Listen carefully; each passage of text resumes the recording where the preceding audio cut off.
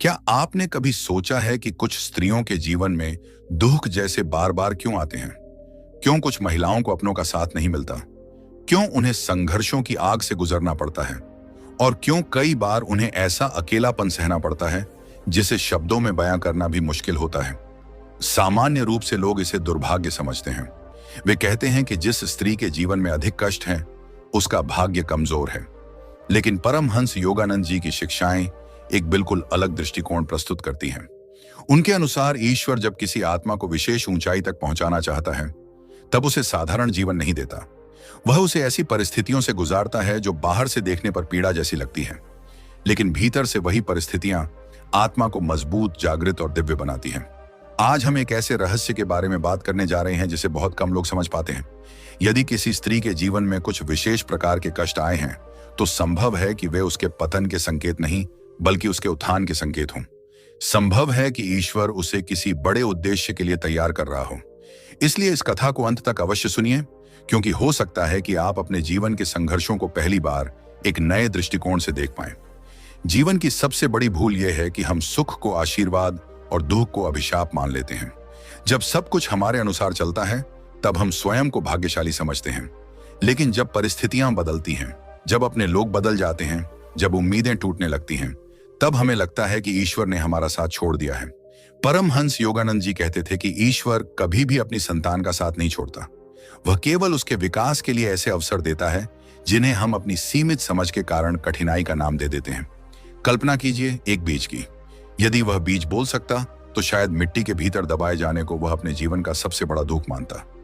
अंधेरा, दबाव और अकेलापन उसे सजा जैसा लगता, लेकिन वही अंधेरा और वही दबाव उसे वृक्ष बनने की दिशा में ले जा रहे होते हैं। ठीक इसी प्रकार मनुष्य के जीवन में आने वाले कई कष्ट वास्तव में उसके विकास की प्रक्रिया का हिस्सा होते हैं। वे उसे तोड़ने नहीं, बल्कि उसके भीतर छिपी शक्ति को जगाने आते हैं। एक स्त्री का जीवन विशेष रूप से संवेदनशील होता है। वह प्रेम करती है, परिवार को जोड़ती है, दूसरों की खुशियों में अपनी खुशियां खोजती है। उसका हृदय करुणा से भरा होता है, लेकिन यही संवेदनशीलता उसे चोट भी अधिक पहुंचाती है। जब उसे विश्वासघात मिलता है, जब उसके त्याग को समझा नहीं जाता, जब उसकी भावनाओं की कद्र नहीं होती, तब उसका मन गहरे दुख में डूब जाता है। ऐसे क्षणों में उसे लगता है कि उसकी सारी अच्छाई व्यर्थ चली गई। लेकिन यहीं पर आध्यात्मिक सत्य शुरू होता है।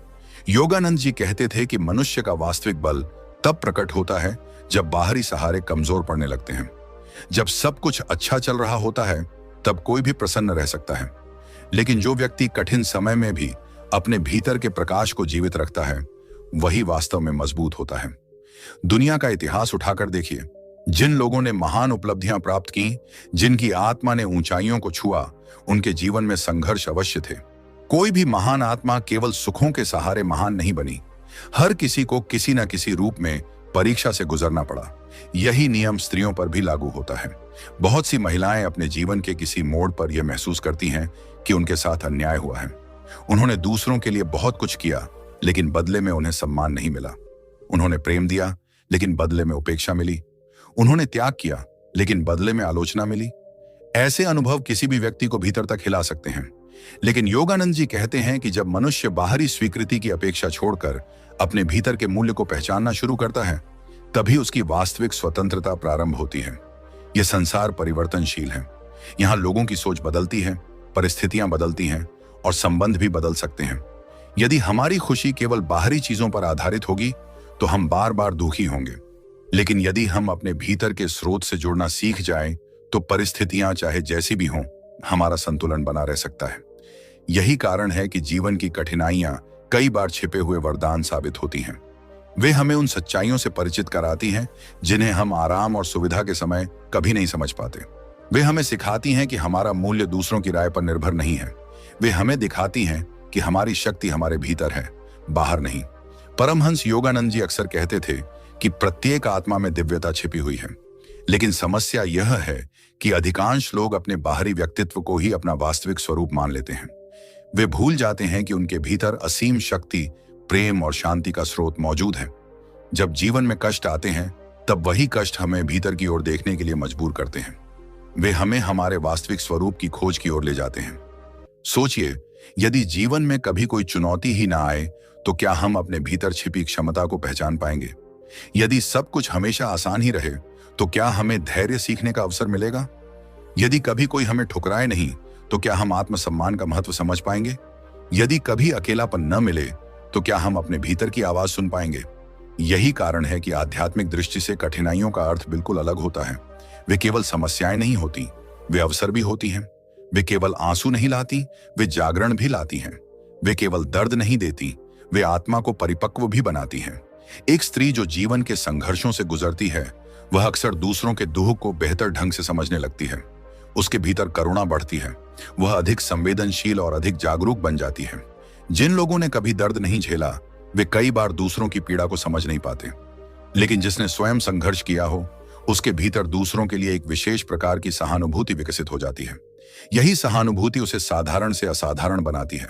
वह केवल अपने लिए नहीं जीती बल्कि दूसरों के जीवन में भी प्रकाश फैलाने लगती है।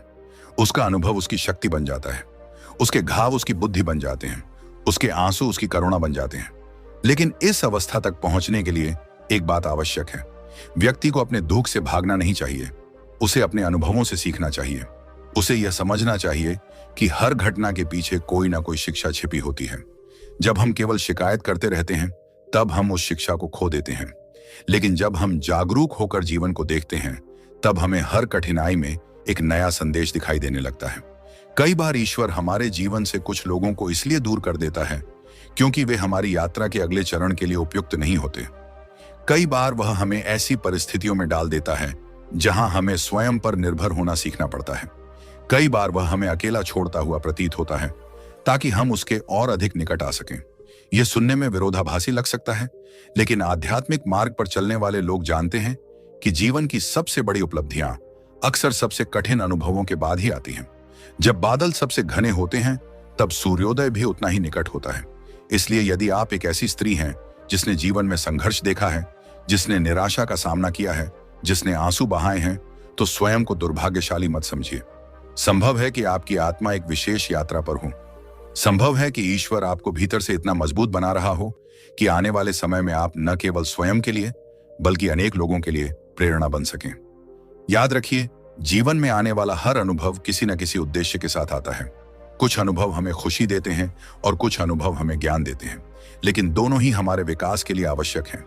जिस प्रकार दिन और रात दोनों मिलकर एक पूरा चक्र बनाते हैं, उसी प्रकार सुख और दुख दोनों मिलकर हमारे जीवन को पूर्ण बनाते हैं। और शायद यही वह बिंदु है जहां से हम अपने संघर्षों को नए दृष्टिकोण से देखना शुरू कर सकते हैं। शायद यही वह क्षण है जब हम समझ सकते हैं कि हर आंसू व्यर्थ नहीं जाता, हर दर्द का कोई अर्थ होता है और हर परीक्षा के पीछे कोई ना कोई छिपा हुआ आशीर्वाद अवश्य होता है। इसी सत्य को समझना जीवन की सबसे बड़ी बुद्धिमत्ता है, और इसी समझ के साथ आगे बढ़ते हुए हम उन गहरे रहस्यों को जानेंगे जो एक स्त्री के जीवन में आने वाले कष्टों को दुर्भाग्य नहीं बल्कि सौभाग्य का संकेत बना देते हैं।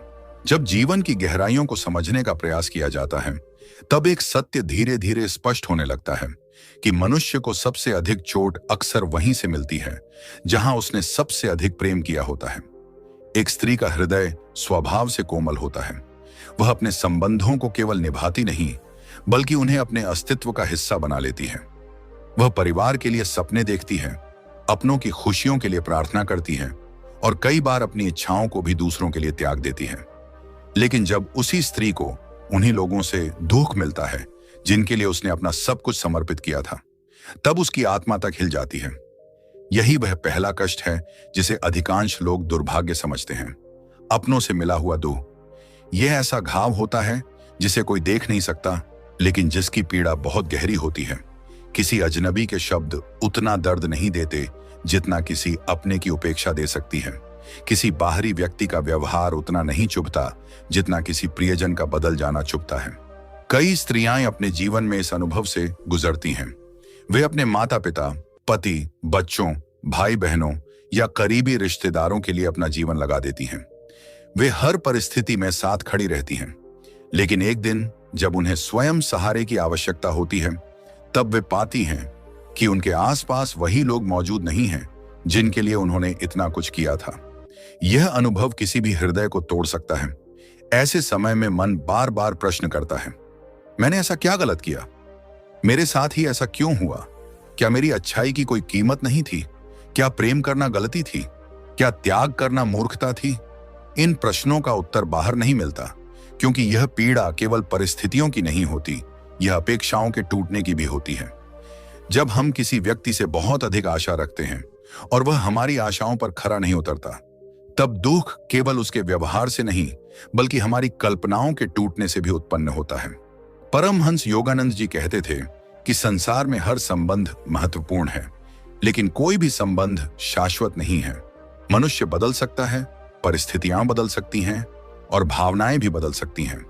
यदि हम अपनी संपूर्ण खुशी को किसी एक व्यक्ति पर आधारित कर देंगे, तो हम स्वयं को दुख के लिए तैयार कर रहे होंगे। इसका अर्थ यह नहीं कि प्रेम नहीं करना चाहिए। इसका अर्थ केवल इतना है कि प्रेम के साथ साथ आत्मिक जागरूकता भी आवश्यक है। जब प्रेम के साथ आसक्ति जुड़ जाती है, तब दुख जन्म लेता है, लेकिन जब प्रेम के साथ समझ और आत्मबल जुड़ता है, तब वही प्रेम शक्ति बन जाता है। एक छोटी सी कहानी इस सत्य को समझने में सहायता कर सकती है। एक गांव में एक स्त्री रहती थी। उसका पूरा जीवन अपने परिवार के इर्द गिर्द घूमता था। वह सुबह से रात तक सबकी सेवा करती। परिवार का कोई सदस्य बीमार पड़ता तो वह रात रात भर जागती। किसी को कोई समस्या होती तो सबसे पहले वही आगे आती। वर्षों तक उसने यही किया, लेकिन समय बदल गया। बच्चे बड़े हो गए, सब अपने अपने जीवन में व्यस्त हो गए। जिन लोगों के लिए उसने अपना जीवन समर्पित किया था, उनके पास अब उसके लिए समय नहीं था। वह घर में मौजूद थी, लेकिन जैसे अदृश्य हो गई थी। धीरे धीरे उसके भीतर अकेलापन बढ़ने लगा। उसे लगा कि उसकी सारी मेहनत व्यर्थ चली गई। एक दिन वह बहुत रोई और उसने ईश्वर से पूछा, क्या मेरा प्रेम गलत था? उस रात उसे कोई उत्तर नहीं मिला, लेकिन अगले कुछ महीनों में उसके भीतर एक परिवर्तन शुरू हुआ। उसने पहली बार अपने लिए समय निकालना शुरू किया। उसने प्रार्थना करना शुरू किया। उसने आध्यात्मिक पुस्तकों का अध्ययन किया। उसने अपने मन को समझना शुरू किया। कुछ वर्षों बाद वही स्त्री पहले से कहीं अधिक शांत और प्रसन्न दिखाई देने लगी। जब लोगों ने उससे इसका कारण पूछा, तो उसने कहा, पहले मैं दूसरों से प्रेम करती थी, लेकिन स्वयं को भूल गई थी। अब मैंने सीखा है कि ईश्वर से जुड़कर प्रेम करना क्या होता है। उसका दुख समाप्त नहीं हुआ था, लेकिन उस दुख ने उसे बदल दिया था। उसने उसे भीतर की शक्ति से परिचित करा दिया था। यही कारण है कि योगानंद जी कहते हैं कि अपनों से मिला हुआ दुख कई बार आत्मा के जागरण का माध्यम बन जाता है। जब बाहरी सहारे टूटते हैं, तब व्यक्ति अपने भीतर के सहारे को खोजने लगता है। जब संसार निराश करता है, तब आत्मा ईश्वर की ओर मुड़ती है। यह प्रक्रिया आसान नहीं होती। कोई भी व्यक्ति तुरंत मजबूत नहीं बन जाता। पहले रोना आता है, पहले शिकायतें आती हैं, पहले टूटन महसूस होती है। लेकिन यदि व्यक्ति धैर्य रखे और अपने अनुभवों से सीखने का प्रयास करे, तो धीरे धीरे उसके भीतर एक नई शक्ति जन्म लेने लगती है। वह समझने लगता है कि उसका मूल्य दूसरों के व्यवहार से तय नहीं होता। वह समझने लगता है कि उसकी अच्छाई किसी के धन्यवाद पर निर्भर नहीं है। वह समझने लगता है कि सच्चा सम्मान भीतर से आता है। और यही वह क्षण होता है जहां से परिवर्तन शुरू होता है। जिस स्त्री को कभी लगता था कि वह अकेली है, वही धीरे धीरे अपने भीतर एक ऐसी उपस्थिति का अनुभव करने लगती है जो कभी उसका साथ नहीं छोड़ती। वह ईश्वर की उपस्थिति होती है। वह आत्मा की शांति होती है। दुनिया में सबसे बड़ी स्वतंत्रता तब मिलती है जब मनुष्य यह समझ लेता है कि उसकी खुशी किसी दूसरे व्यक्ति की स्वीकृति पर निर्भर नहीं है। जिस दिन यह समझ आ जाती है, उसी दिन दुख की जंजीरें कमजोर पड़ने लगती हैं। लेकिन इस कष्ट का एक और पक्ष भी है। जब किसी स्त्री का हृदय टूटता है, तब उसके सामने दो रास्ते होते हैं। पहला रास्ता कड़वाहट का, दूसरा रास्ता जागरूकता का। यदि वह कड़वाहट चुनती है, तो उसका दुख और बढ़ जाता है।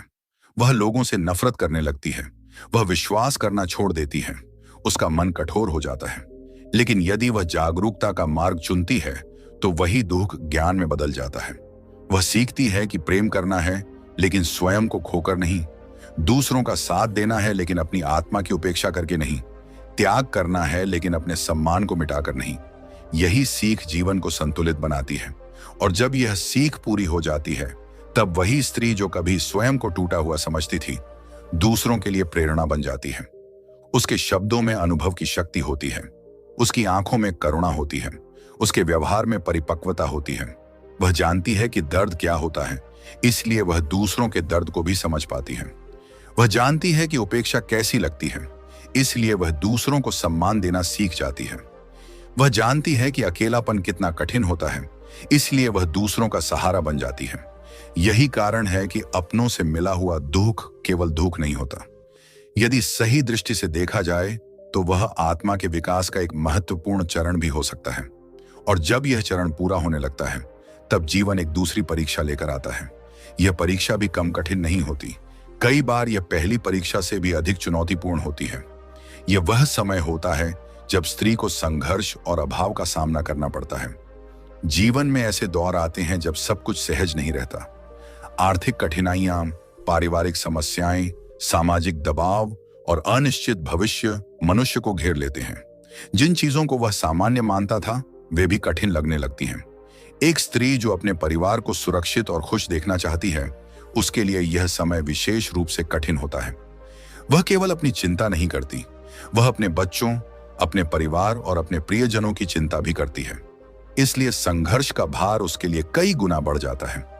लेकिन यहीं पर एक गहरा आध्यात्मिक रहस्य छिपा हुआ है। योगानंद जी कहते थे कि संघर्ष मनुष्य की छिपी हुई शक्तियों को बाहर लाता है। आराम के समय हमें अपनी वास्तविक क्षमता का पता नहीं चलता। जब सब कुछ आसानी से मिल रहा हो, तब हमें अपने साहस की आवश्यकता नहीं पड़ती। लेकिन जब परिस्थितियां कठिन हो जाती हैं, तब भीतर छिपी हुई शक्तियां जागृत होने लगती हैं। सोने को जब तक आग में नहीं तपाया जाता, तब तक उसकी चमक पूरी तरह प्रकट नहीं होती। उसी प्रकार मनुष्य की वास्तविक क्षमता भी संघर्ष की अग्नि में ही निखरती है। कई बार स्त्रियां अपने जीवन के कठिन दौर को देखकर निराश हो जाती हैं। उन्हें लगता है कि शायद उनका भाग्य खराब है। लेकिन वर्षों बाद जब वे पीछे मुड़कर देखती हैं, तब उन्हें एहसास होता है कि वही संघर्ष उनके जीवन के सबसे बड़े शिक्षक थे। उन्हीं संघर्षों ने उन्हें मजबूत बनाया। उन्हें संघर्षों ने उन्हें आत्मनिर्भर बनाया। उन्हें संघर्षों ने उन्हें वह व्यक्ति बनाया जो वे आज हैं। इसलिए जब जीवन में कठिन समय आए, तो केवल यह मत देखिए कि आप क्या खो रहे हैं, यह भी देखिए कि आप क्या सीख रहे हैं। क्योंकि कई बार ईश्वर हमें कुछ देने से पहले हमें उसके योग्य बनाता है, और उस योग्यता को विकसित करने का सबसे प्रभावशाली माध्यम संघर्ष ही होता है। यही संघर्ष धीरे धीरे आत्मविश्वास को जन्म देता है। यही संघर्ष व्यक्ति को उसकी सीमाओं से आगे ले जाता है, और यही संघर्ष एक साधारण जीवन को असाधारण यात्रा में बदल देता है। जब स्त्री इस सत्य को समझने लगती है, तब उसके भीतर शिकायतों की जगह साहस आने लगता है, भय की जगह विश्वास आने लगता है, और निराशा की जगह आशा जन्म लेने लगती है। उसे महसूस होने लगता है कि शायद उसकी कहानी अभी समाप्त नहीं हुई है। शायद यह कठिन अध्याय किसी बड़े और सुंदर अध्याय की तैयारी है। शायद जीवन उसके खिलाफ नहीं, बल्कि उसके पक्ष में काम कर रहा है, भले ही इस समय उसे यह स्पष्ट दिखाई न दे रहा हो। जब कोई स्त्री संघर्ष के लंबे दौर से गुजरती है, तो उसके भीतर धीरे धीरे एक ऐसा परिवर्तन शुरू होता है जिसे बाहरी दुनिया तुरंत नहीं देख पाती। लोग अक्सर केवल परिणाम देखते हैं, लेकिन उस परिणाम के पीछे छिपे हुए वर्षों के धैर्य, आंसू, त्याग और मौन संघर्ष को बहुत कम लोग समझते हैं। जीवन का यही नियम है कि जो दिखाई देता है वह पूरी कहानी नहीं होता। असली कहानी तो उन क्षणों में लिखी जाती है जब कोई व्यक्ति टूटने के बावजूद हार नहीं मानता। संघर्ष का समय केवल परिस्थितियों की परीक्षा नहीं लेता, वह मन की भी परीक्षा लेता है। जब लगातार समस्याएं सामने आती हैं, जब एक चुनौती समाप्त होने से पहले दूसरी आ जाती है, तब मनुष्य के भीतर निराशा जन्म लेना स्वाभाविक है। कई बार स्त्री सोचती है कि आखिर उसकी परीक्षा कब समाप्त होगी। वह प्रार्थना करती है, प्रयास करती है, धैर्य रखती है, फिर भी परिस्थितियां तुरंत नहीं बदलती। ऐसे समय में सबसे बड़ा संघर्ष बाहरी नहीं, बल्कि आंतरिक होता है। मन बार बार कहता है कि अब बस बहुत हो गया, अब और शक्ति नहीं बची, अब और धैर्य नहीं रखा जा सकता। लेकिन आश्चर्य की बात यह है कि ठीक उसी समय जब व्यक्ति स्वयं को सबसे कमजोर समझता है, उसके भीतर एक नई शक्ति जन्म ले रही होती है। यह शक्ति बाहर से नहीं आती, यह भीतर से निकलती है। यह वही शक्ति है जिसे आध्यात्मिक परंपराएं आत्मबल कहती हैं। परमहंस योगानंद जी कहते थे कि मनुष्य अपनी वास्तविक शक्ति को नहीं जानता, वह स्वयं को परिस्थितियों के अनुसार परिभाषित करता है। यदि परिस्थितियां अच्छी हों तो वह स्वयं को सफल मानता है, यदि परिस्थितियां कठिन हों तो स्वयं को असफल समझने लगता है। लेकिन आत्मा की दृष्टि से देखा जाए तो व्यक्ति का मूल्य उसकी परिस्थितियों से नहीं, बल्कि उन परिस्थितियों के प्रति उसके दृष्टिकोण से तय होता है। एक स्त्री जो कठिनाइयों के बीच भी अपने भीतर विश्वास को जीवित रखती है, वह धीरे धीरे उस शक्ति को विकसित कर लेती है जो किसी भी बाहरी उपलब्धि से अधिक मूल्यवान होती है। यह शक्ति उसे जीवन के हर क्षेत्र में सहारा देती है। यही शक्ति उसे गिरकर उठना सिखाती है। यही शक्ति उसे निराशा के बीच आशा खोजने की क्षमता देती है। दुनिया में बहुत से लोग ऐसे हैं जो सुविधा मिलने पर अच्छा व्यवहार करते हैं, लेकिन जो व्यक्ति कठिन समय में भी अपने मूल्यों को नहीं छोड़ता, वही वास्तव में महान कहलाता है। संघर्ष का समय चरित्र की परीक्षा होता है। यह देखता है कि व्यक्ति अपने सिद्धांतों के प्रति कितना सच्चा है। कई बार जीवन में आर्थिक अभाव भी इसी परीक्षा का हिस्सा बनता है। आर्थिक कठिनाइयां केवल धन की कमी नहीं लाती, वे अनेक प्रकार की चिंताएं भी साथ लाती हैं। भविष्य की चिंता, परिवार की जिम्मेदारी, समाज की अपेक्षाएं और स्वयं की आवश्यकताएं, ये सब मिलकर मन पर भारी दबाव डाल सकती हैं। लेकिन इतिहास गवाह है कि जिन लोगों ने महान कार्य किए, उनमें से अनेक ने अपने जीवन की शुरुआत अभावों से की थी। उनके पास संसाधन कम थे, लेकिन संकल्प बड़ा था। उनके पास सुविधा कम थी, लेकिन विश्वास गहरा था, और अंततः वही विश्वास उन्हें आगे ले गया। एक स्त्री जब अभाव में भी अपने परिवार को संभालती है, जब वह कठिन परिस्थितियों में भी मुस्कुराने का प्रयास करती है, जब वह अपने बच्चों को आशा देना नहीं छोड़ती, तब वह केवल एक परिवार नहीं चला रही होती, वह एक अदृश्य शक्ति का प्रदर्शन कर रही होती है। अक्सर लोग यह शक्ति तब तक नहीं समझते जब तक स्वयं ऐसी परिस्थिति में न पहुंच जाए। बाहर से देखने पर सब कुछ साधारण लग सकता है, लेकिन हर दिन उठकर जिम्मेदारियों का सामना करना, हर दिन नई समस्याओं के बीच संतुलन बनाए रखना और हर दिन टूटने की इच्छा के बावजूद आगे बढ़ते रहना, यह कोई साधारण बात नहीं है। यही कारण है कि संघर्ष मनुष्य को भीतर से परिपक्व बनाता है। वह उसे सिखाता है कि जीवन केवल इच्छाओं की पूर्ति का नाम नहीं है। जीवन साहस, धैर्य और विश्वास का भी नाम है। धीरे धीरे स्त्री यह समझने लगती है कि संघर्ष उसका शत्रु नहीं है, वह उसका शिक्षक है। हर कठिन परिस्थिति उसे कुछ नया सिखा रही है। हर बाधा उसे अधिक मजबूत बना रही है। हर असफलता उसे अधिक समझदार बना रही है। जब यह समझ विकसित होने लगती है, तब व्यक्ति का दृष्टिकोण बदल जाता है। वह समस्याओं को केवल समस्या के रूप में नहीं देखता, वह उनमें छिपी हुई शिक्षा को भी देखने लगता है। मान लीजिए किसी स्त्री को अपने जीवन में बार बार अस्वीकृति मिली। उसने जो चाहा वह नहीं मिला। उसने जिन लोगों पर भरोसा किया, उन्होंने उसका साथ नहीं दिया। प्रारंभ में यह सब बहुत दर्द देता है, लेकिन समय के साथ वही अनुभव उसे लोगों को बेहतर ढंग से समझना सिखा देते हैं। वह अधिक जागरूक हो जाती है। वह अपने निर्णय अधिक समझदारी से लेने लगती है। इसी प्रकार यदि किसी स्त्री ने आर्थिक संघर्ष देखा है, तो वह धन का महत्व दूसरों की तुलना में अधिक अच्छी तरह समझती है। वह छोटी छोटी चीजों की कद्र करना सीख जाती है। वह अपव्यय से बचना सीख जाती है। वह संसाधनों का सही उपयोग करना सीख जाती है। यानी जो अनुभव पहले दुख जैसे लगते थे, वही बाद में जीवन की सबसे मूल्यवान सीख बन जाते हैं। यही कारण है कि कई आध्यात्मिक गुरु कहते हैं कि जीवन में आने वाली हर परिस्थिति को केवल उसके बाहरी रूप से मत देखो, उसके भीतर छिपे हुए संदेश को भी समझने का प्रयास करो, क्योंकि ईश्वर अक्सर जीवन के माध्यम से ही हमें शिक्षा देता है। लेकिन संघर्ष का एक और महत्वपूर्ण प्रभाव होता है, वह अहंकार को कम करता है। जब सब कुछ हमारे अनुसार चलता है, तब कई बार हम भूल जाते हैं कि जीवन कितना अनिश्चित है। हमें लगता है कि हम सब कुछ नियंत्रित कर सकते हैं, लेकिन जब कठिन समय आता है, तब हमें अपनी सीमाओं का एहसास होता है। यह एहसास हमें विनम्र बनाता है। विनम्रता कमजोरी नहीं है, वास्तव में यह एक गहरी शक्ति है, क्योंकि विनम्र व्यक्ति सीखने के लिए तैयार रहता है। वह जीवन से सीखता है, लोगों से सीखता है और अपनी गलतियों से भी सीखता है। यही सीखने की क्षमता उसे लगातार विकसित करती रहती है। कई स्त्रियां अपने जीवन के सबसे कठिन वर्षों के बाद जब पीछे मुड़कर देखती हैं, तो उन्हें महसूस होता है कि उन वर्षों ने उन्हें बदल दिया। वे पहले जैसी नहीं रही। वे अधिक समझदार हो गईं, अधिक धैर्यवान हो गईं, अधिक मजबूत हो गईं, और सबसे महत्वपूर्ण बात, वे अपने भीतर की शक्ति को पहचान गईं। पहले उन्हें लगता था कि उनकी शक्ति बाहर के लोगों में है।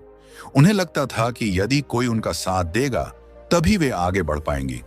लेकिन संघर्ष ने उन्हें सिखाया कि वास्तविक शक्ति उनके भीतर है। यही आत्मविश्वास धीरे धीरे जीवन की दिशा बदल देता है। जब व्यक्ति स्वयं पर विश्वास करना सीख जाता है, तब परिस्थितियां भी उसके सामने उतनी भयावह नहीं लगती। समस्याएं समाप्त नहीं होती, लेकिन उन्हें देखने का दृष्टिकोण बदल जाता है। यही परिवर्तन आध्यात्मिक विकास का संकेत है। परमहंस योगानंद जी कहते थे कि जीवन का उद्देश्य केवल बाहरी सफलता प्राप्त करना नहीं है।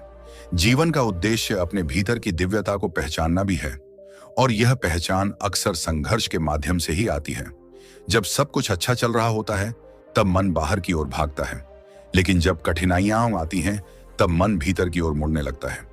वह अपने अस्तित्व के गहरे प्रश्नों पर विचार करने लगता है। मैं कौन हूं?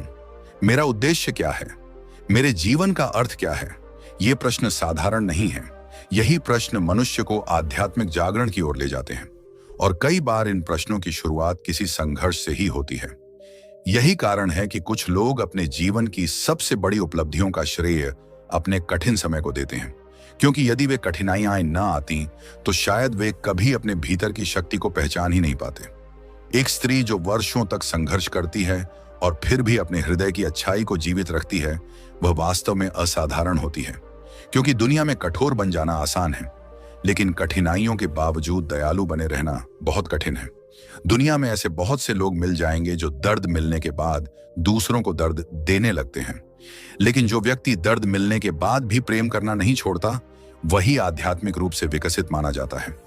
यही विकास धीरे धीरे स्त्री के व्यक्तित्व को प्रकाशमय बना देता है। उसके शब्दों में गहराई आ जाती है, उसकी मुस्कान में अनुभव की चमक आ जाती है, उसकी आंखों में करुणा आ जाती है, और उसका जीवन स्वयं एक संदेश बन जाता है। लोग उससे केवल उसके शब्दों से नहीं, बल्कि उसके जीवन से सीखने लगते हैं। उन्हें महसूस होता है कि यह स्त्री जो कह रही है, वह केवल किताबों का ज्ञान नहीं है, यह उसके अनुभव का ज्ञान है। ये उन आंसुओं का ज्ञान है जो उसने चुपचाप बहाए थे।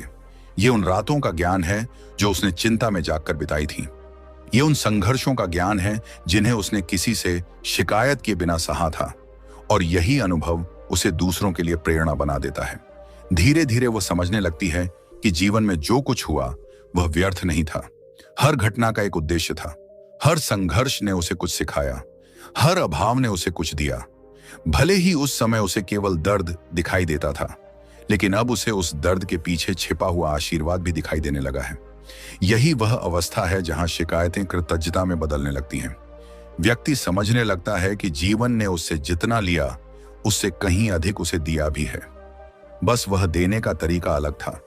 कभी उसने धैर्य दिया, कभी उसने साहस दिया, कभी उसने आत्मविश्वास दिया, कभी उसने आत्मज्ञान दिया, और यही उपहार अंततः किसी भी बाहरी सफलता से अधिक मूल्यवान सिद्ध होते हैं। क्योंकि धन खो सकता है, पद छिन सकता है, परिस्थितियां बदल सकती हैं, लेकिन जो शक्ति संघर्ष के माध्यम से आत्मा में विकसित होती है, उसे कोई नहीं छीन सकता। वह जीवन भर साथ रहती है। वह हर नई चुनौती में सहारा बनती है। वह हर अंधेरे समय में प्रकाश बनती है। और यही कारण है कि संघर्ष और अभाव का समय, चाहे जितना कठिन क्यों ना लगे, कई बार ईश्वर की सबसे गहरी शिक्षा लेकर आता है। जो स्त्री इस शिक्षा को समझ लेती है, वह जीवन को एक नए दृष्टिकोण से देखने लगती है। उसे महसूस होने लगता है कि वह केवल परिस्थितियों की शिकार नहीं है, वह एक शक्तिशाली आत्मा है जो अनुभवों के माध्यम से विकसित हो रही है। और जब यह समझ पूरी तरह हृदय में उतर जाती है, तब जीवन उसे एक और महत्वपूर्ण अनुभव की ओर ले जाता है। एक ऐसा अनुभव जिसे अधिकांश लोग डर की दृष्टि से देखते हैं, लेकिन जो आत्मा को अपने सबसे निकट ला सकता है। वह अनुभव है अकेलेपन का, जहां बाहरी शोर कम हो जाता है और भीतर की आवाज सुनाई देने लगती है। जब जीवन मनुष्य को अकेलेपन की ओर ले जाता है, तब पहली प्रतिक्रिया अक्सर भय की होती है। अधिकांश लोग अकेले रहना नहीं चाहते। उन्हें लोगों का साथ अच्छा लगता है, बातचीत अच्छी लगती है, अपनेपन का एहसास अच्छा लगता है। इसलिए जब परिस्थितियां ऐसी बनती हैं कि व्यक्ति स्वयं को अकेला महसूस करने लगता है, तब उसके भीतर एक गहरी बेचैनी जन्म लेती है। उसे लगता है कि शायद उसके जीवन में कुछ कमी है, शायद वह दूसरों जितना भाग्यशाली नहीं है, शायद ईश्वर ने उसे भूल गया है। लेकिन आध्यात्मिक दृष्टि से देखा जाए तो अकेलापन हमेशा अभिशाप नहीं होता। कई बार वही अकेलापन आत्मा के लिए एक ऐसा द्वार बन जाता है जिसके माध्यम से वह स्वयं को पहचानना शुरू करती है। परमहंस योगानंद जी कहते थे कि मनुष्य जब तक बाहरी शोर में उलझा रहता है तब तक वह अपने भीतर की आवाज को नहीं सुन पाता। जीवन कभी कभी उसे इसलिए अकेला करता है ताकि वह उस सत्य को सुन सके जिसे भीड़ के बीच सुनना संभव नहीं था। एक स्त्री के जीवन में यह अनुभव कई रूपों में आ सकता है। कभी परिस्थितियां बदल जाती हैं, कभी बच्चे बड़े होकर अपने जीवन में व्यस्त हो जाते हैं, कभी संबंध पहले जैसे नहीं रहते, और कभी ऐसा होता है कि लोग आसपास होते हुए भी मन को कोई अपना नहीं लगता। बाहर से सब सामान्य दिखाई देता है, लेकिन भीतर एक खालीपन महसूस होता है। यही वह अवस्था है जहां बहुत से लोग टूट जाते हैं। वे सोचते हैं कि यदि कोई उनके साथ नहीं है तो उनका जीवन अधूरा है। वे स्वयं की संगति से घबराने लगते हैं। वे हर समय किसी न किसी व्यस्तता में खुद को उलझाए रखना चाहते हैं ताकि उन्हें अपने भीतर के खालीपन का सामना न करना पड़े। लेकिन सत्य यह है कि जिस व्यक्ति ने स्वयं के साथ रहना सीख लिया, उसने जीवन का एक बहुत बड़ा रहस्य समझ लिया। सोचिए, यदि कोई व्यक्ति पूरी दुनिया के साथ सहज है लेकिन स्वयं के साथ सहज नहीं है, तो क्या वह वास्तव में शांत रह सकता है? शायद नहीं, क्योंकि अंततः हर व्यक्ति को अपने ही मन के साथ जीना होता है। यदि भीतर अशांति है तो बाहरी दुनिया उसे लंबे समय तक छिपा नहीं सकती। यही कारण है कि अकेलापन एक अवसर भी है। यह हमें अपने भीतर झांकने का अवसर देता है। यह हमें उन प्रश्नों से मिलाता है जिन्हें हम वर्षों से टालते आ रहे होते हैं। यह हमें हमारी वास्तविक भावनाओं से परिचित कराता है। बहुत सी स्त्रियां अपने पूरे जीवन में दूसरों का ध्यान रखती रहती हैं। वे परिवार, बच्चों, रिश्तों और जिम्मेदारियों में इतनी व्यस्त हो जाती हैं कि स्वयं को जानने का अवसर ही नहीं मिलता। वे दूसरों की जरूरतों को समझती हैं, लेकिन अपनी जरूरतों को भूल जाती हैं। वे दूसरों की भावनाओं को महत्व देती हैं, लेकिन अपनी भावनाओं को दबा देती हैं। फिर एक समय आता है जब जीवन उन्हें थोड़ी शांति देता है। बाहर की जिम्मेदारियां कम हो जाती हैं, लेकिन उसी समय भीतर का खालीपन सामने आने लगता है। प्रारंभ में यह अनुभव असहज लगता है, लेकिन यदि व्यक्ति इससे भागने के बजाय इसे समझने का प्रयास करे तो यही अकेलापन उसके लिए आत्म खोज की यात्रा बन सकता है। एक बार एक महिला ने एक आध्यात्मिक गुरु से पूछा, मैं बहुत अकेला महसूस करती हूँ। मुझे लगता है कि मेरे जीवन में कोई नहीं है। गुरु ने मुस्कुराकर पूछा, क्या तुम स्वयं अपने साथ हो? महिला ने आश्चर्य से उनकी ओर देखा। गुरु ने कहा, जब तक तुम स्वयं अपने साथ नहीं हो तब तक पूरी दुनिया भी तुम्हारे साथ हो तो अकेलापन बना रहेगा। और जिस दिन तुम स्वयं से जुड़ जाओगी उस दिन अकेले होकर भी तुम्हें अकेलापन महसूस नहीं होगा। यह उत्तर सुनने में सरल लगता है, लेकिन इसके भीतर बहुत गहरी सच्चाई छिपी है। अधिकांश लोग अपने जीवन का बड़ा हिस्सा दूसरों से जुड़ने में लगा देते हैं, लेकिन स्वयं से जुड़ने का प्रयास नहीं करते। वे अपनी पहचान दूसरों की राय में खोजते हैं। वे अपनी खुशी दूसरों के व्यवहार पर आधारित करते हैं। वे अपने मूल्य को दूसरों की स्वीकृति से मापते हैं, लेकिन यह सब अस्थायी है। यदि कोई व्यक्ति आपके बारे में अच्छा सोचता है तो आप खुश हो जाते हैं। यदि वही व्यक्ति अपना विचार बदल ले तो आप दुखी हो जाते हैं। इसका अर्थ है कि आपकी खुशी आपके हाथ में नहीं, किसी और के हाथ में है। आध्यात्मिक विकास का अर्थ है अपनी खुशी का स्रोत भीतर खोजना। यही काम अकेलापन करता है। वह हमें भीतर की ओर धकेलता है।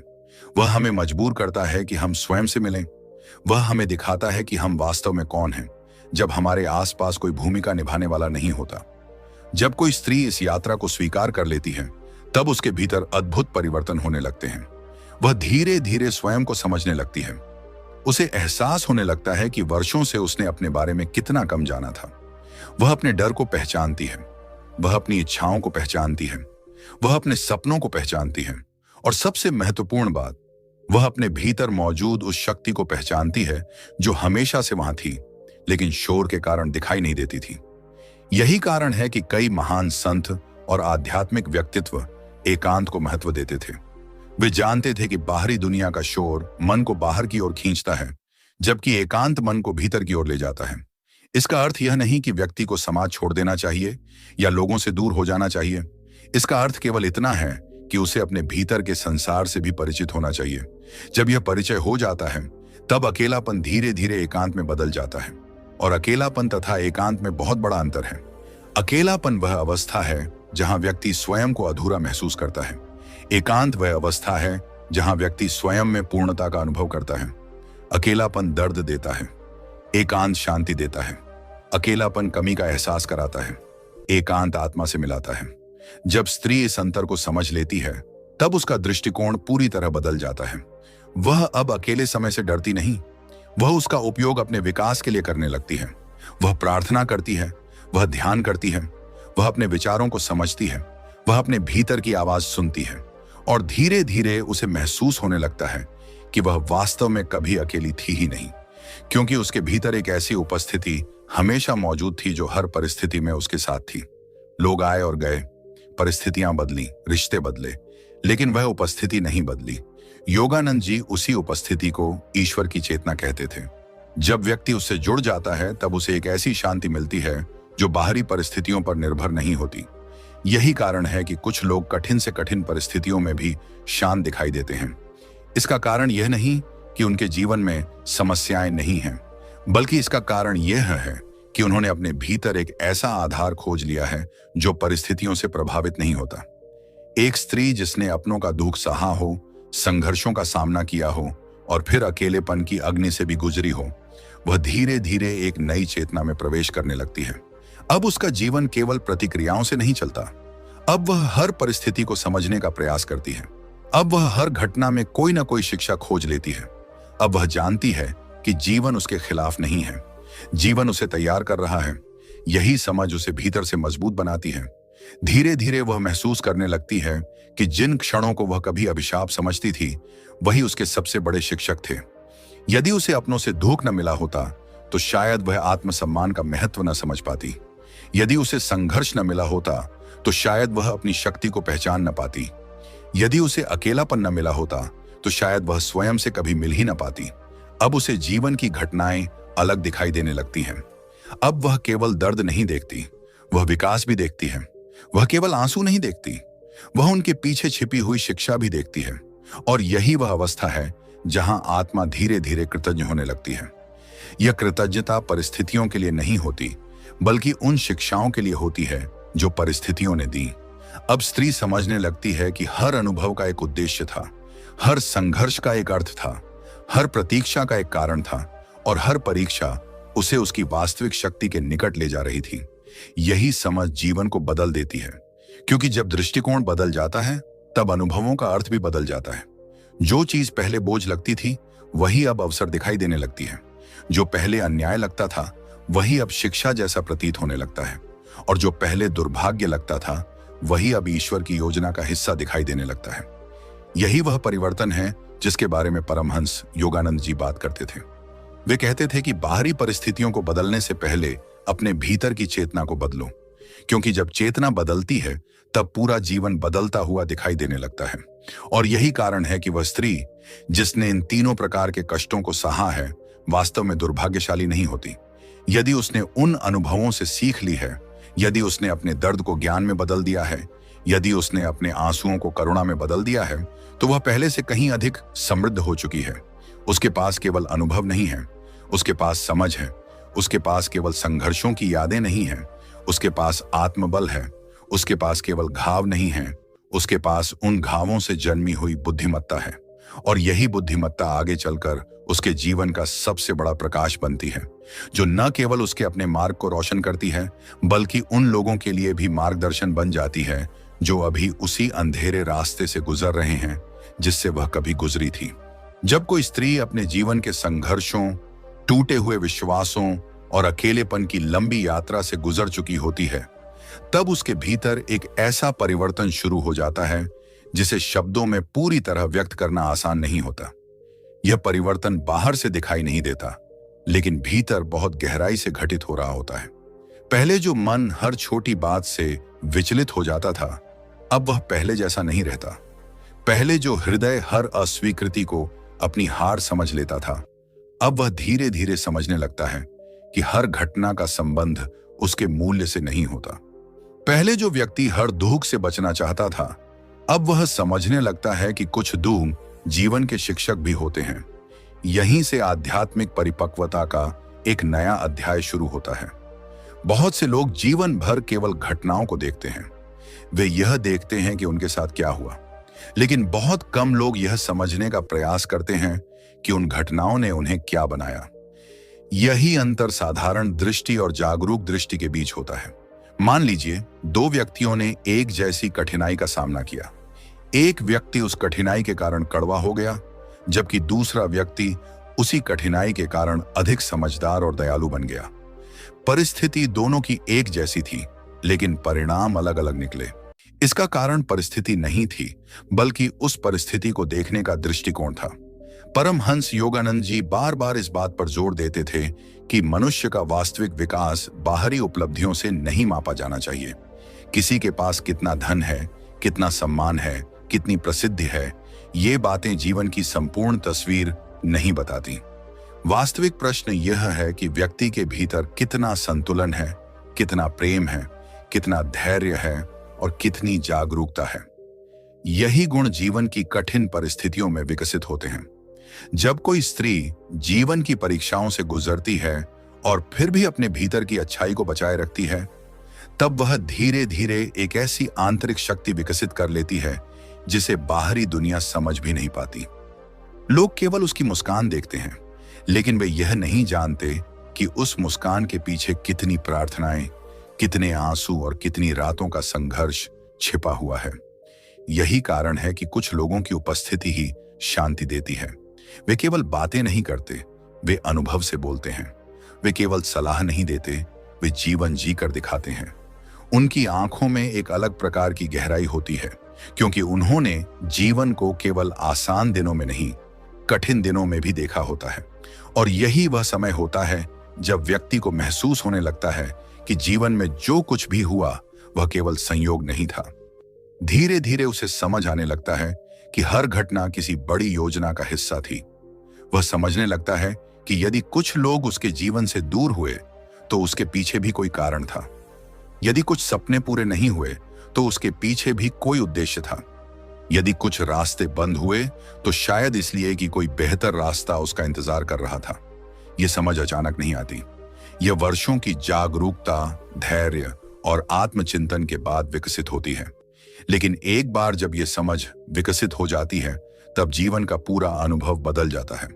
अब व्यक्ति हर घटना से लड़ता नहीं, वह उसे समझने का प्रयास करता है। अब वह हर समस्या को अभिशाप नहीं मानता, वह उसमें छिपे हुए संदेश को भी देखने लगता है। यही वह अवस्था है जहां विश्वास जन्म लेता है। सच्चा विश्वास वह नहीं है जो केवल अच्छे समय में बना रहे। सच्चा विश्वास वह है जो कठिन समय में भी बना रहे। जब सब कुछ अच्छा चल रहा हो, तब ईश्वर पर विश्वास करना आसान होता है।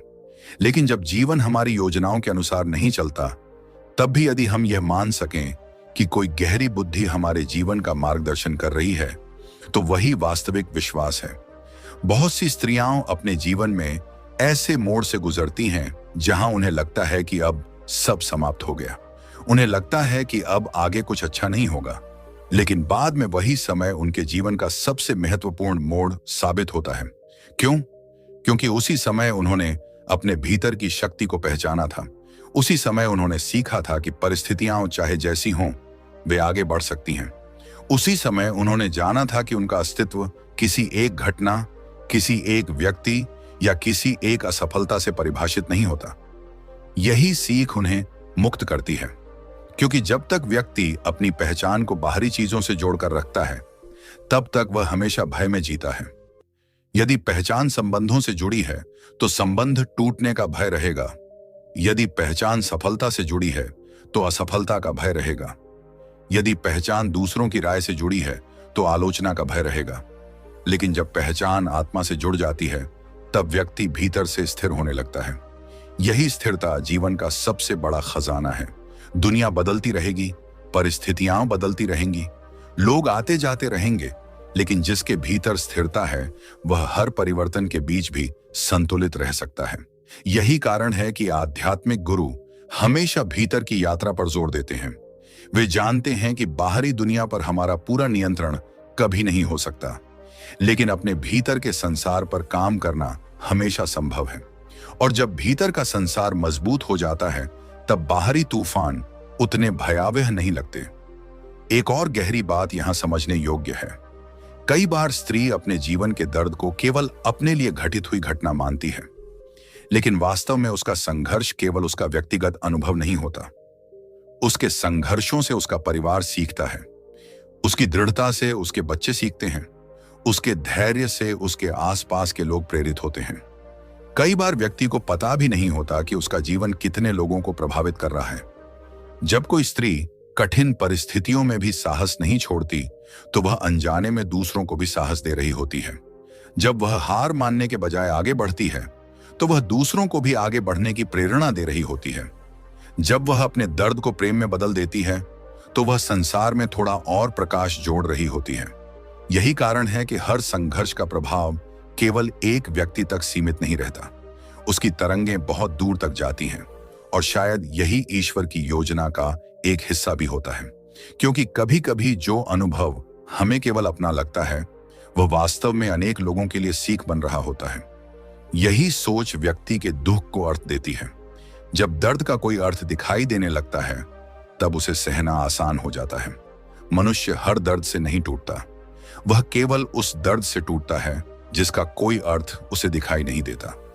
लेकिन जब उसे समझ आने लगता है कि उसके अनुभवों ने उसे बेहतर बनाया है, अधिक जागरूक बनाया है और अधिक करुणामय बनाया है, तब उसका दृष्टिकोण बदल जाता है। अब वह अपने अतीत से लड़ता नहीं, वह उसे स्वीकार करता है। अब वह अपनी गलतियों से शर्मिंदा नहीं होता, वह उनसे सीखता है। अब वह अपने घावों को छिपाने की कोशिश नहीं करता, वह उन्हें अपनी यात्रा का हिस्सा मान लेता है। और यहीं से वास्तविक उपचार शुरू होता है। क्योंकि उपचार का अर्थ अतीत को मिटा देना नहीं है, उपचार का अर्थ है अतीत को समझ लेना। जब हम अपने अनुभवों को समझ लेते हैं, तब वे हमें नियंत्रित करना बंद कर देते हैं। वे हमारी शक्ति बन जाते हैं।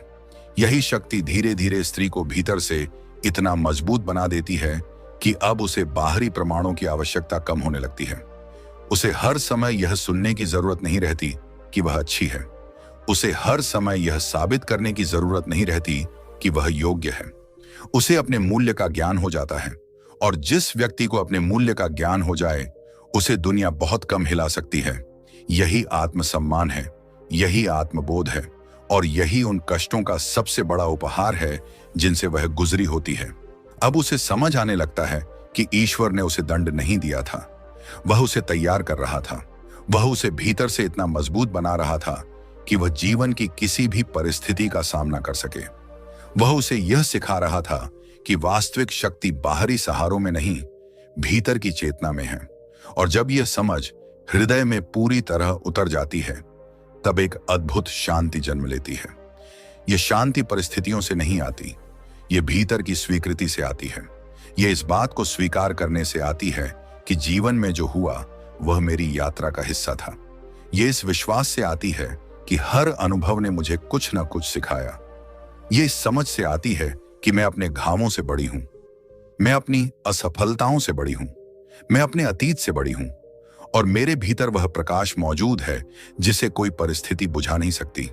यही वह अवस्था है जहां स्त्री केवल जीवन जीती नहीं, बल्कि जीवन को समझने लगती है। और जब जीवन को समझने की शुरुआत होती है, तब दुख शत्रु नहीं रह जाता, वह शिक्षक बन जाता है। संघर्ष बोझ नहीं रह जाता, वह साधना बन जाता है। अकेलापन सजा नहीं रह जाता, वह आत्मा से मिलने का अवसर बन जाता है। और तब व्यक्ति को पहली बार एहसास होता है कि जिन 3 कष्टों को वह कभी अपने दुर्भाग्य का कारण समझती थी, वही वास्तव में उसके सबसे बड़े वरदान थे। क्योंकि उन्हीं के माध्यम से उसने स्वयं को जाना, अपनी शक्ति को पहचाना और उस आंतरिक प्रकाश तक पहुंची जो हमेशा से उसके भीतर मौजूद था, लेकिन जिसे देखने के लिए जीवन की इन परीक्षाओं से गुजरना आवश्यक था। जब मनुष्य अपने जीवन की घटनाओं को केवल सुख और दुख की दृष्टि से देखना छोड़ देता है, तभी उसके भीतर वास्तविक समझ का जन्म होता है। उससे पहले वह हर अच्छी घटना को पुरस्कार और हर कठिन घटना को दंड मानता रहता है। लेकिन जैसे जैसे चेतना परिपक्व होती है, वह समझने लगता है कि जीवन किसी न्यायालय की तरह काम नहीं करता, जहां हर घटना केवल पुरस्कार या सजा हो। जीवन एक विद्यालय की तरह काम करता है, जहां हर अनुभव किसी न किसी सीख को लेकर आता है। यही वह समझ है जो एक स्त्री को अपने अतीत से शांति बनाने में सहायता करती है। क्योंकि जब तक वह अपने अनुभवों को केवल पीड़ा के रूप में देखती है, तब तक उसके भीतर शिकायत बनी रहती है।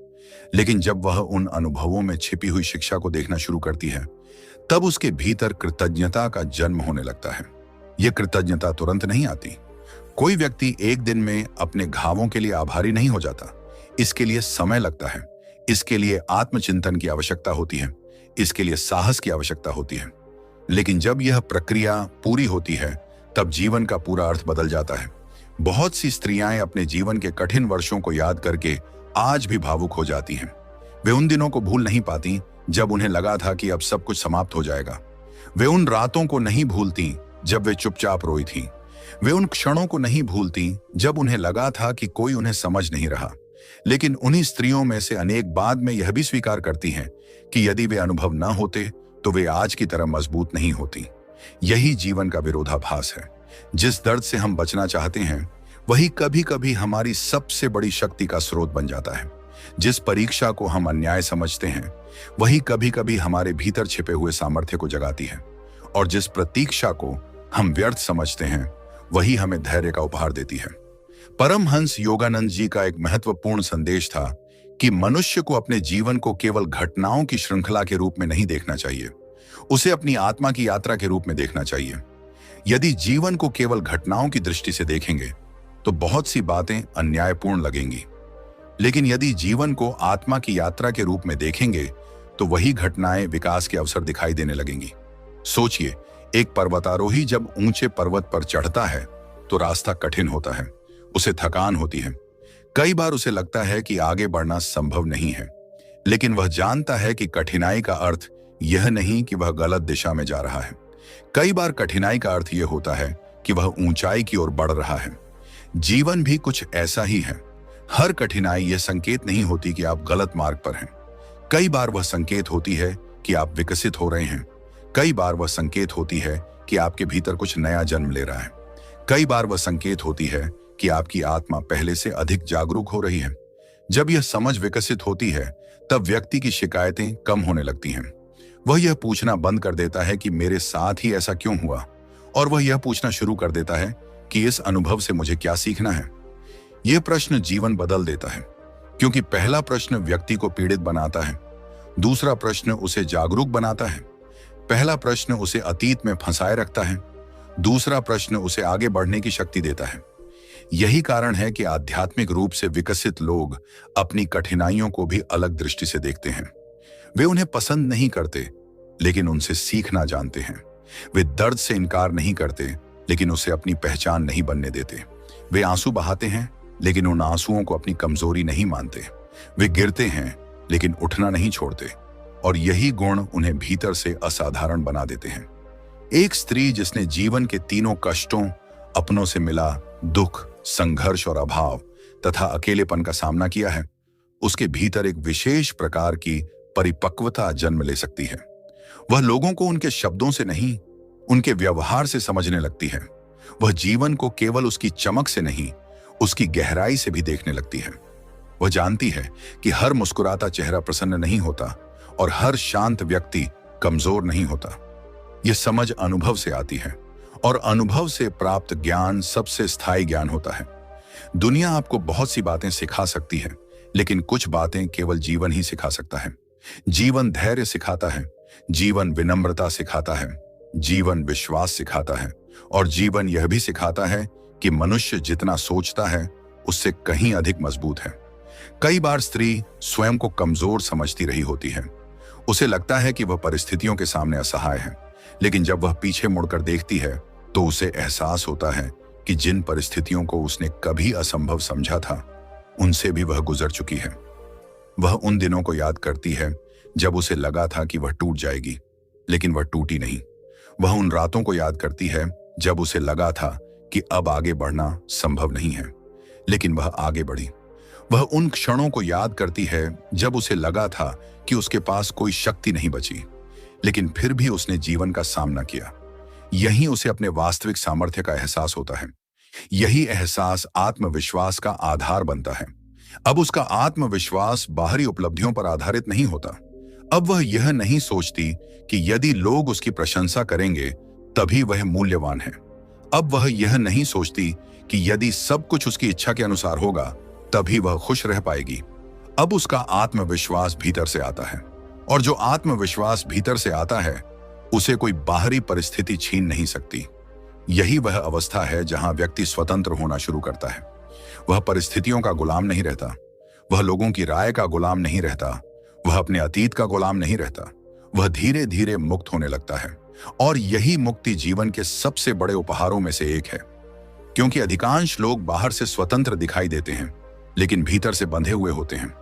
कोई अपने डर से बंधा होता है, कोई अपने क्रोध से बंधा होता है, कोई अपनी शिकायतों से बंधा होता है, कोई अपने अतीत से बंधा होता है। लेकिन जो व्यक्ति अपने अनुभवों को समझ लेता है और उनसे सीख लेता है, वह इन बंधनों को धीरे धीरे छोड़ने लगता है। यही छोड़ना उसे हल्का बनाता है, यही छोड़ना उसे शांत बनाता है, यही छोड़ना उसे वर्तमान में जीना सिखाता है, और वर्तमान में जीना ही जीवन की सबसे बड़ी कला है। बहुत से लोग अपने अतीत के दुख में जीते हैं या भविष्य की चिंता में, लेकिन जीवन केवल वर्तमान क्षण में घटित होता है। जब व्यक्ति वर्तमान को स्वीकार करना सीख लेता है, तब उसके भीतर अनावश्यक संघर्ष कम हो जाते हैं। इसका अर्थ यह नहीं कि वह सपने देखना छोड़ देता है, इसका अर्थ केवल इतना है कि वह अपनी शांति को भविष्य की किसी शर्त पर आधारित नहीं करता। वह समझता है कि शांति अभी भी संभव है, कृतज्ञता अभी भी संभव है, प्रेम अभी भी संभव है, और यही समझ उसके जीवन को बदल देती है। धीरे धीरे वह महसूस करने लगता है कि जिन लोगों ने उसे दुख दिया, उन्होंने भी अनजाने में उसे कुछ सिखाया। जिन परिस्थितियों ने उसे रुलाया, उन्होंने भी उसे मजबूत बनाया। जिन प्रतीक्षाओं ने उसे थकाया, उन्होंने भी उसे धैर्य सिखाया। और जिन अकेले पलों से वह डरती थी, उन्होंने भी उसे स्वयं से मिलाया। यह समझ किसी चमत्कार से कम नहीं होती, क्योंकि अब व्यक्ति अपने अतीत से लड़ नहीं रहा होता, वह उससे सीख रहा होता है। अब वह अपने घावों को छिपाने की कोशिश नहीं कर रहा होता, वह उन्हें अपनी यात्रा का हिस्सा मान चुका होता है। और जब ऐसा होता है, तब भीतर एक गहरी शांति उतरने लगती है। यह शांति बाहरी सफलता की वजह से नहीं होती, यह शांति समझ की वजह से होती है, यह शांति स्वीकार्यता की वजह से होती है। यह शांति इस विश्वास से आती है कि जीवन में जो कुछ भी हुआ, उसने मुझे कुछ न कुछ दिया है, भले ही उस समय मैं उसे समझ नहीं पाया था। यही कारण है कि समय के साथ बुद्धिमान लोग अपने जीवन को देखकर केवल दुखों की गिनती नहीं करते, वे उन शिक्षाओं की भी गिनती करते हैं जो उन दुखों ने उन्हें दी। और जब वे ऐसा करते हैं, तब उन्हें एहसास होता है कि उनका जीवन केवल संघर्षों की कहानी नहीं था, वह विकास की कहानी भी था, वह जागरण की कहानी भी था, वह आत्मा के परिपक्व होने की कहानी भी था। और शायद यही सबसे सुंदर सत्य है, क्योंकि अंत में जीवन हमें यह नहीं पूछेगा कि हमने कितनी सुविधाएं प्राप्त की। जीवन यह पूछेगा कि हमने अपने अनुभवों से क्या सीखा, हम कितने जागरूक बने, हम कितने प्रेमपूर्ण बने, हम कितने धैर्यवान बने, और हम अपने भीतर छिपे हुए प्रकाश के कितने निकट पहुंचे। जो स्त्री इन प्रश्नों के उत्तर अपने जीवन से दे सकती है, वह वास्तव में भाग्यशाली है।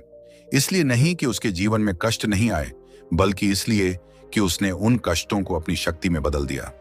उसने अपने आंसुओं को करुणा में बदला, अपने संघर्षों को साहस में बदला, और अपने अकेलेपन को आत्मज्ञान में बदल दिया। यही वह उपलब्धि है जिसे कोई छीन नहीं सकता, क्योंकि यह बाहरी दुनिया की नहीं, आत्मा की कमाई होती है।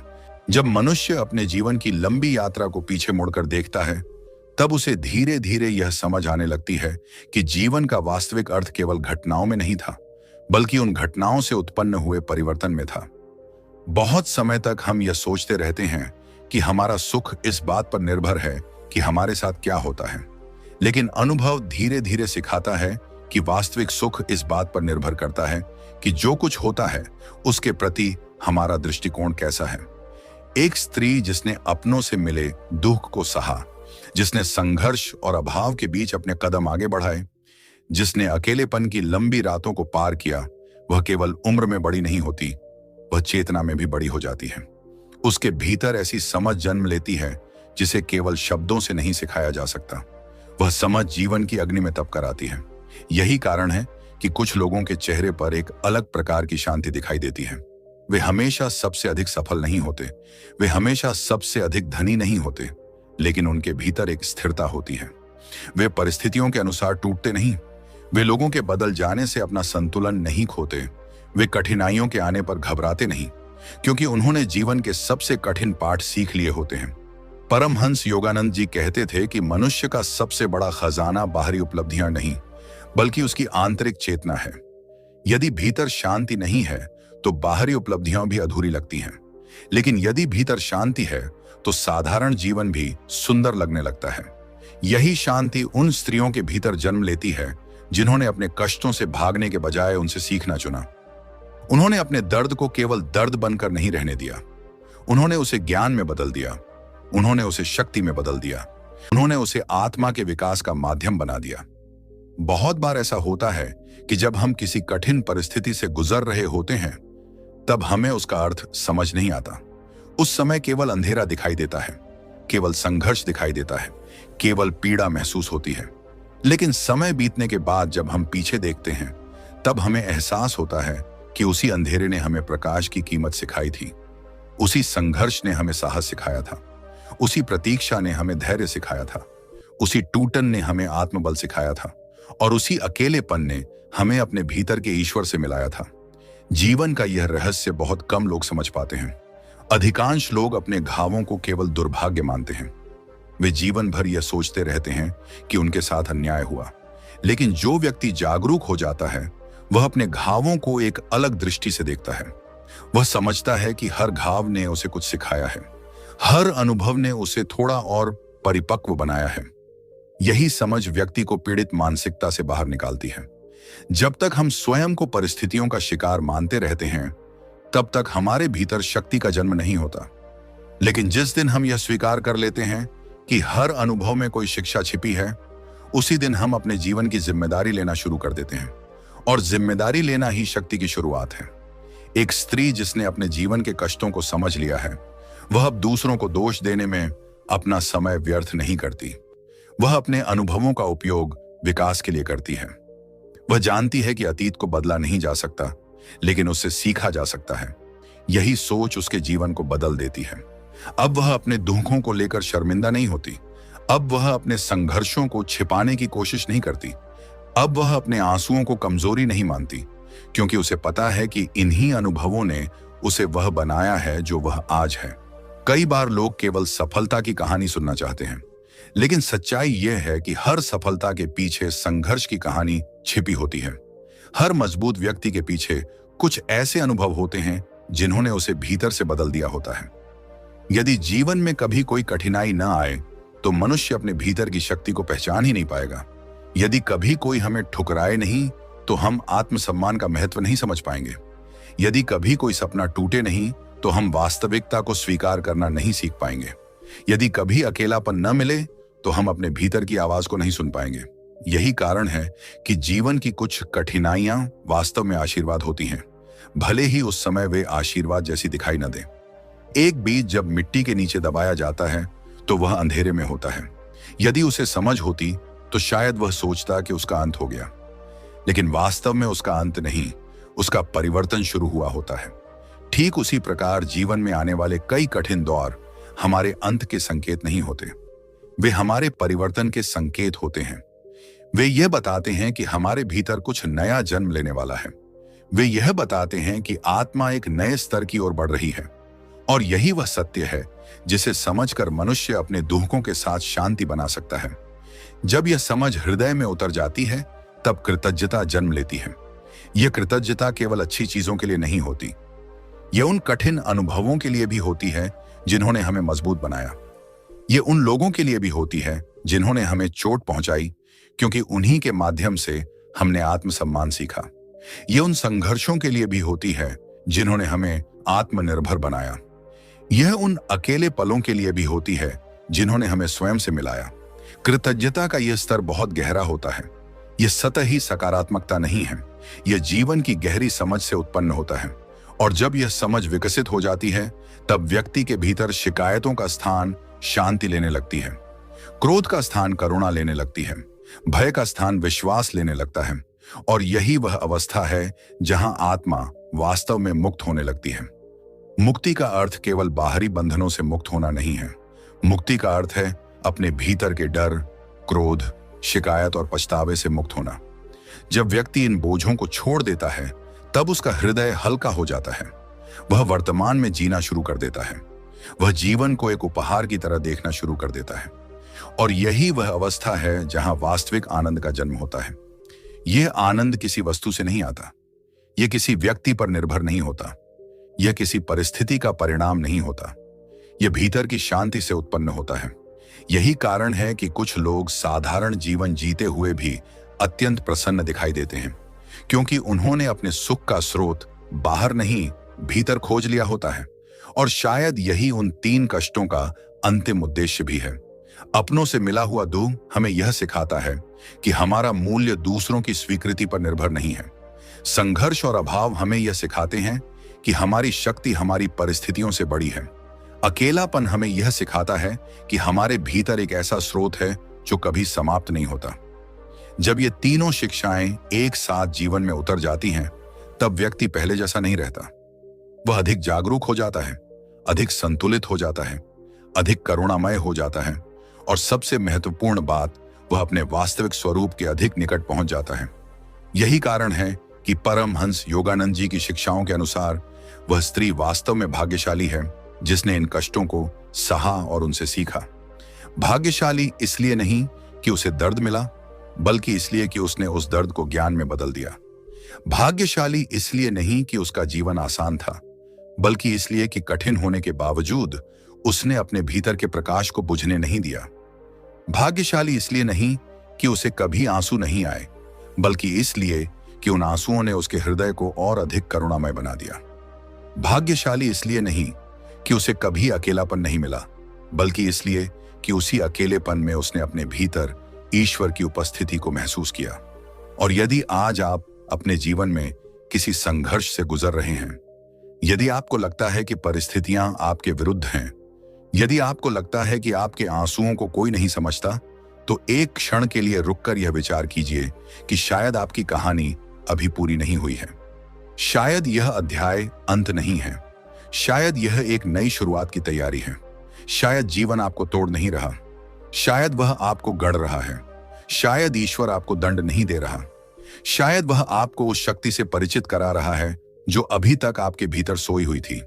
इसलिए अपने संघर्षों से मत डरिए, अपने आंसुओं से मत शर्माइए, अपने अकेलेपन से मत भागिए, क्योंकि हो सकता है कि यही अनुभव आपको उस व्यक्ति में बदल रहे हों जो बनने के लिए आपकी आत्मा इस संसार में आई थी। और जब एक दिन आप पीछे मुड़कर अपनी पूरी यात्रा को देखेंगे, तब शायद आप भी मुस्कुराकर कहेंगे कि जो कुछ हुआ वह व्यर्थ नहीं था। हर दर्द का एक अर्थ था, हर परीक्षा का एक उद्देश्य था, और हर कठिनाई के पीछे ईश्वर की एक ऐसी योजना छिपी थी जो उस समय दिखाई नहीं दे रही थी, लेकिन जिसने अंततः आपके जीवन को पहले से कहीं अधिक सुंदर, गहरा और अर्थपूर्ण बना दिया। तो मित्रों, यदि आपके जीवन में भी अपनों का दिया हुआ दुख आया है, यदि आपने संघर्ष और अभाव के कठिन दिनों को देखा है, या यदि कभी अकेलेपन ने आपके हृदय को गहराई से छुआ है, तो स्वयं को दुर्भाग्यशाली मत समझिए। हो सकता है कि यही अनुभव आपकी आत्मा को मजबूत बना रहे हों। हो सकता है कि ईश्वर आपको किसी बड़े उद्देश्य के लिए तैयार कर रहा हो, क्योंकि जीवन की सबसे कीमती सीखें अक्सर उन्हीं रास्तों पर मिलती हैं जहां चलना सबसे कठिन होता है। याद रखिए, कष्ट हमेशा हमें तोड़ने नहीं आते। कई बार वे हमें हमारी वास्तविक शक्ति से परिचित कराने आते हैं। वे हमें यह बताने आते हैं कि हमारे भीतर वह सामर्थ्य मौजूद है जिसका हमें स्वयं भी अंदाजा नहीं होता। इसीलिए अपने जीवन की हर परिस्थिति को विश्वास के साथ स्वीकार कीजिए, धैर्य रखिए, स्वयं पर भरोसा रखिए और ईश्वर पर आस्था बनाए रखिए, क्योंकि अंधेरी रात चाहे कितनी भी लंबी क्यों ना हो, उसके बाद सूर्योदय अवश्य होता है। अगर आपको यह विचार प्रेरणादायक लगा हो तो वीडियो को लाइक करें, चैनल को सब्सक्राइब करें और इसे उन लोगों तक जरूर पहुंचाएं जिन्हें इस समय इन शब्दों की आवश्यकता हो सकती है। ईश्वर आपके जीवन में शांति, शक्ति और सकारात्मकता बनाए रखें। धन्यवाद। जय गुरुदेव।